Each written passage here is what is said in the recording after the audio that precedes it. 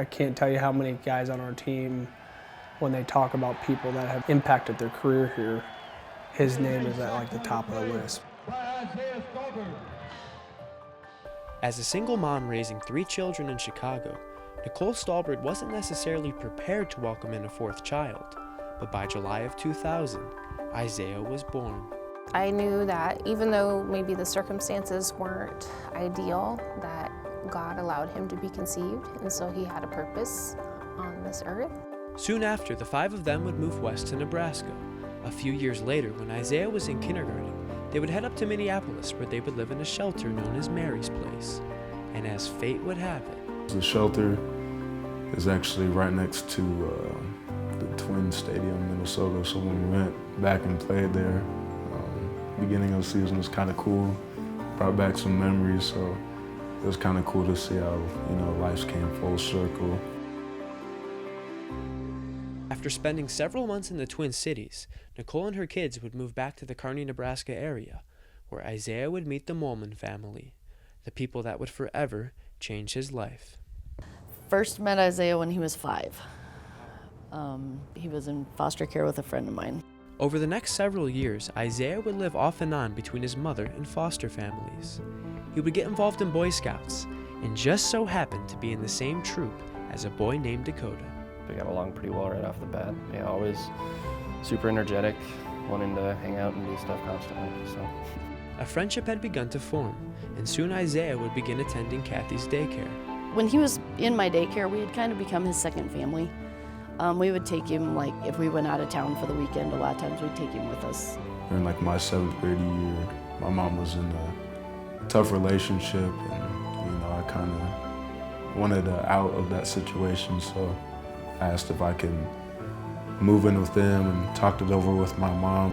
I was on the fence about it. I could see the benefits of that, and with his willingness to want to do that, then I just thought, okay, this is kind of a no-brainer. Like, I want a better path for my son. It was the day before 8th grade started. She called me late at night and was just not in a good place and wanted to know if the opportunity was still there for me to take him. So I woke up Dakota and asked him if it would be okay, and he was like, yeah, he needs a home. Isaiah would participate in several sports throughout high school, with his one real love being football. And by his senior season at Kearney High School, he was thriving on the gridiron. Meanwhile, one of his former high school teammates, Noah Urbanik, was playing at South Dakota State. I don't know if they had a bye week or something, but he came back to Kearney and we were just talking and everything, and Coach Rogers wanted a picture of me and stuff, so I remember taking a picture of him so he could send it to Rogers just to see what I looked like. The Jacks would offer Stalbird, but he would instead choose to walk on at Nebraska. Just a group of older guys there in Nebraska kind of like took me under their wing. I know they'll probably see this video, but I was probably like their annoying little brother, but I appreciate those guys a lot. After spending 2 years in Lincoln and appearing in all 12 games on special teams in 2019, he would decide to transfer. And this time around, he would head north to Brookings. He called me at work at school and said, is there any chance you could get tomorrow off? I need to go to South Dakota. He would begin his Jackrabbit career at safety in 2020 before switching to linebacker in 2021, where he's steadily become one of the most versatile defenders in the entire FCS. With having a guy like Isaiah that has the experience of playing safety, we've been able to use him as a flex player, and he's kind of more utilized at times like a safety than he is a true outside linebacker in anybody else's system.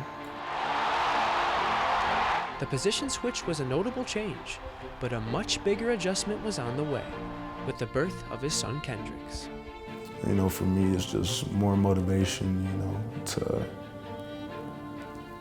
try and make it to the next level, so I can just provide for him and hopefully give him a better life than I had. This year, Stalbird has been the second leading tackler for the Jacks and has turned himself into a legit NFL prospect in his final season of college football. I get emotional. I'm really proud of him. He's overcome a lot. He's very resilient. He's very goal-driven, and he's just a neat neat person. I'm always grateful for it, even though life's been crazy. I wouldn't trade it for anything because, you know, that makes us the people we are today.